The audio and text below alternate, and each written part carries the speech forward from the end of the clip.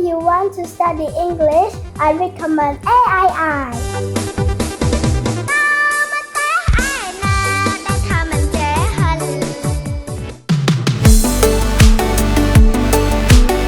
ខ្ញុំបាទឈ្មោះ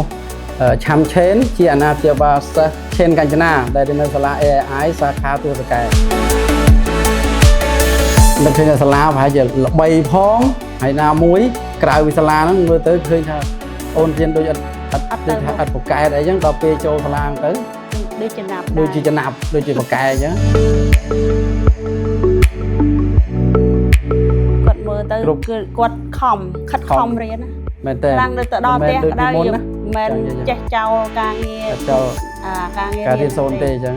ខ្ញុំបីតែគាត់រវល់ថតកុនក៏ដោយទៅខាងសិល្បៈក៏ដោយក៏គាត់អត់ចោលការងាររៀនការសិក្សាដែរគឺគាត់ខ្លាំងខារៀនហ្នឹងគឺគាត់សើគាត់មែនដល់អញ្ចឹងមានតែកូនស្រីរបស់ខ្ញុំនៅផ្ទះមួយទៀតជួយមើលប្អូននិយាយចង់ដឹងតាមដានគាត់មើលថាគាត់រៀនប្រកែកអត់ខ្ញុំឲ្យគាត់និយាយជាមួយទៅល្អច្រើន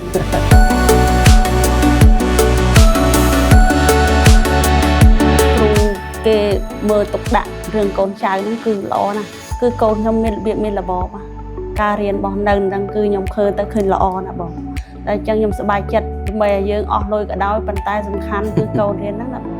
មើលទៅល្អខ្ញុំគិតថាសាលា AI ហ្នឹងអាចទុកចិត្តបានកូនរៀនអាចនឹងប្រកែកទៅអនាគតអញ្ចឹង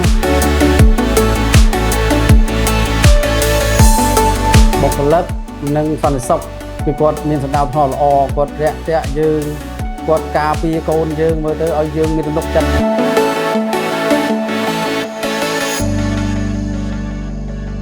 បន្ទាប់ពីការសិក្សាអូននៅមានមុខជំនាញផ្សេងទៀតដូចជា